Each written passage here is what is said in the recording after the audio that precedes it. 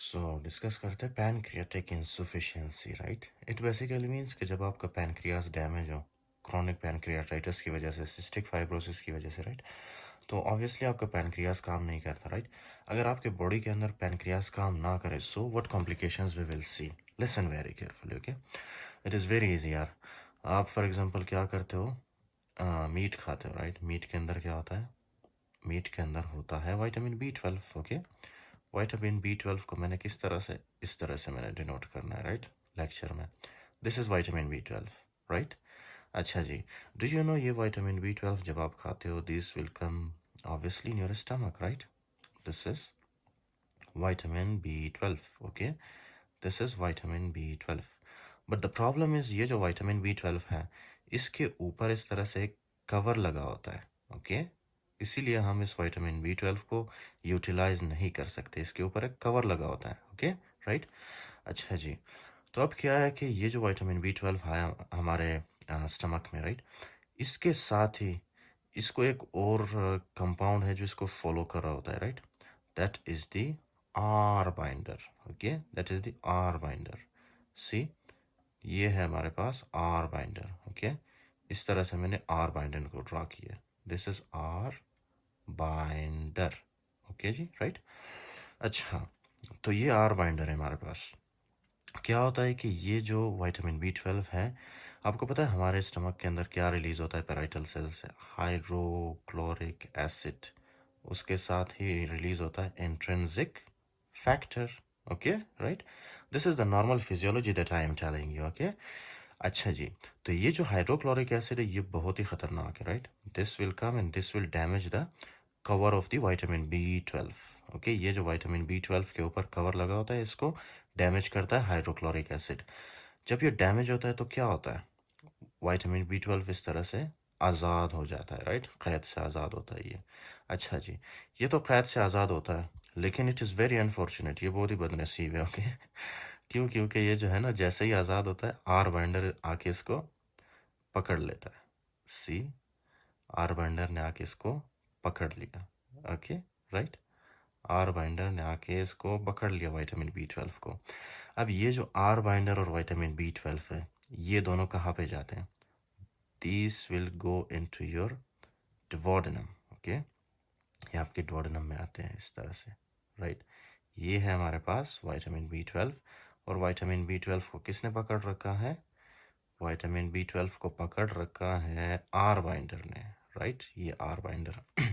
अच्छा जी, now listen very carefully. Pancreas जैसे ड्यूडेनम में पहुंचता है, राइट, ये ड्यूडेनम है, ओके, ये वाला area, this is duodenum.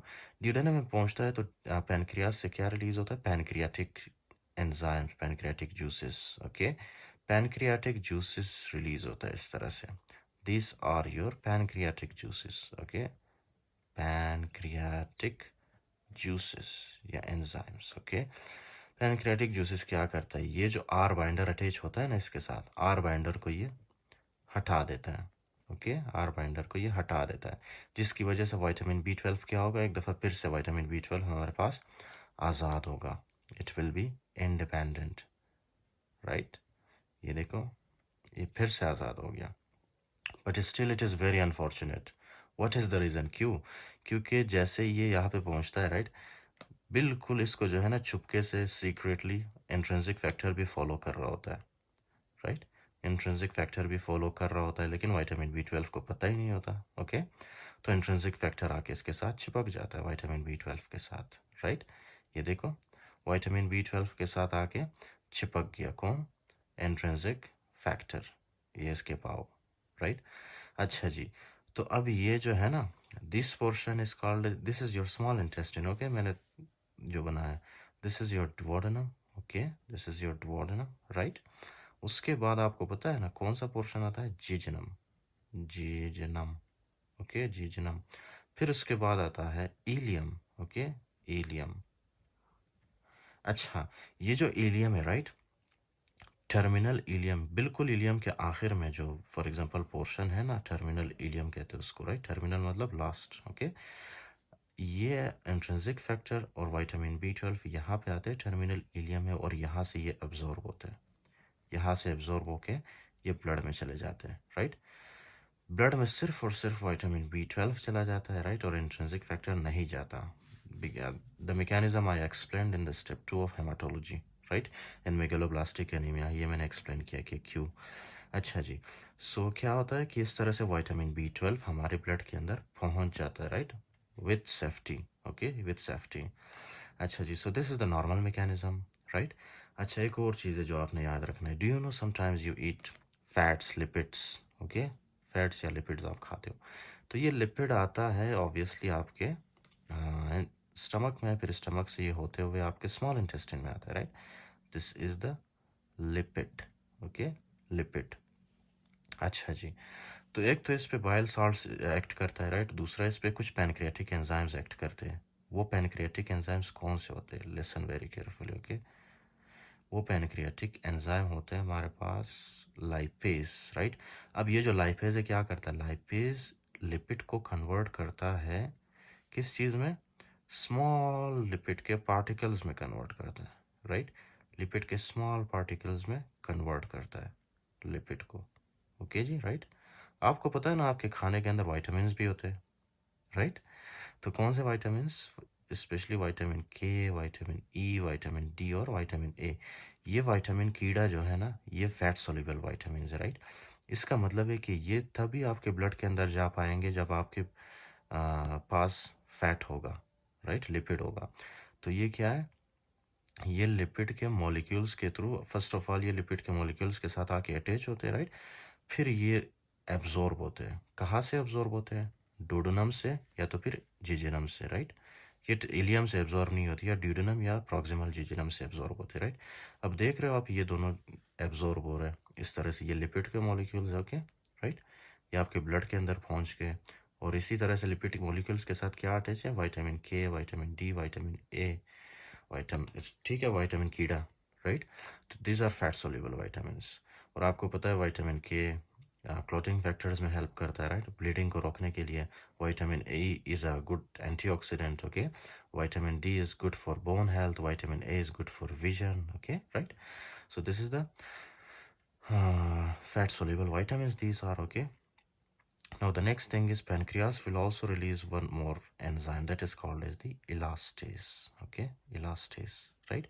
So हमेशा आपको याद रहे कि elastase क्या होता है? elastase रिलीज होता है, राइट. अच्छा जी. और ये elastase क्या करता है? elastase आता है फीकल मैटर में वेस्ट होता है, राइट, फीकल मैटर में, राइट. आपने फिलहाल इतना याद रखना है कि इलास्टेज क्या होता है? फीकल मैटर में वेस्ट होता है, राइट, यानी कि टॉयलेट में इलास्टेज वेस्ट होता है, राइट. अच्छा जी, लिसन नाउ. मैंने क्या किया? Listen very carefully. ओके, मैंने पैनक्रियास को डैमेज किया. पैनक्रियास डैमेज हो गया. पैनक्रियास के अंदर जो फॉर एग्जांपल ये डक्ट है ना, ये डक्ट्स डैमेज हो गए. अब तो सबसे पहली बात ये है कि इसमें से पैनक्रियाटिक एंजाइम्स नहीं निकलेंगे. जब पैनक्रियाटिक एंजाइम्स नहीं निकलेंगे तो क्या ये क्या नाम है इसका, आर बाइंडर डिटेच होगा इससे, विटामिन B12 से? नहीं होगा, right. Are binder vitamin B12 को छोड़ेगा ही नहीं, जिसकी वजह से क्या होगा? आर बाइंडर और विटामिन B12 की एब्जॉर्प्शन नहीं होगी ब्लड के अंदर, right. So there will be deficiency of vitamin B12, right. और इसी तरह से आर बाइंडर और विटामिन B12 दोनों क्या होंगे? इस तरह फिसेस में वेस्ट होंगे, फीकल वेटर में, राइट, टॉयलेट में चले जाएंगे. नेक्स्ट है, जब पैनक्रियास से फॉर एग्जांपल लाइपेज रिलीज नहीं होगा तो क्या लिपिड की ब्रेकडाउन होगी? नहीं होगी. लिपिड की ब्रेकडाउन नहीं होगी. इसी तरह से जो है हमारे बॉडी के अंदर विटामिन कीड़ा एब्जॉर्ब नहीं होगा. देखो, विटामिन कीड़ा और फैट मॉलिक्यूल्स या लिपिड के मॉलिक्यूल्स दोनों एब्जॉर्ब नहीं हो रहे, right, which will lead to deficiency of vitamins और डेफिशिएंसी ऑफ फैट, राइट. तो डेफिशिएंसी ऑफ विटामिन्स और डेफिशिएंसी ऑफ फैट होता है. विटामिन के नहीं होगा तो क्लॉटिंग फैक्टर्स नहीं बनेंगे सही से. ई नहीं होगा तो एंटीऑक्सीडेंट नहीं बनेंगे. डी नहीं होगा तो that will lead to bone bone आपके वीक होंगे. ए नहीं होगा तो विजन वीकनेस होगी, राइट. आपकी विजन जो है, नज़र कमज़ोर हो गया. ओके, इंक्लूडिंग दैट जब फैट आपके बॉडी के अंदर कम होगा तो that will lead to weight loss. Okay, so अब क्या है कि ये जो फॉर एग्जांपल लिपिड है, लिपिड और विटामिन सारे क्या होंगे? वेस्ट होंगे, right. Lipid plus vitamin waste होंगे, जिसकी वजह से क्या होगा? स्टीएटोरिया. स्टीएटोरिया, स्टीएटोरिया ये एक ऐसा फॉर एग्जांपल स्टूल है, right, which is not easily washable in the toilet. Okay, आप फ्लश करते हो लेकिन फिर भी ये नहीं जाता, उधर ही होता है, राइट. अच्छा जी. So this is the second mechanism, the third mechanism elastase, right. अच्छा जी, जब ये पैनक्रियास काम नहीं करेगा तो क्या फीकल मैटर के अंदर हमें इलास्टेज मिलेगा? नहीं मिलेगा इलास्टेज, ओके। तो ये सारे फाइंडिंग्स किस में मिलते हैं? पैनक्रियाटिक इंसफिशिएंसी में, जब पैनक्रियास काम नहीं करता, राइट। सो अब आपको समझ आया कि पैनक्रियास कितना इंपॉर्टेंट होता है हमारे बॉडी के अंदर, ओके। और ये विटामिन B12 आगे जाके रेड ब्लड सेल की प्रोडक्शन के लिए न्यूरॉन्स में भी ये यूज़ होता है, राइट, माइलिनेशन के लिए स्पेशली। अच्छा जी, so this is the normal mechanism of the body and this is the pathology, okay, related to pancreatic insufficiency. आपको फिजियोलॉजी और पैथोलॉजी दोनों बताइए मैंने।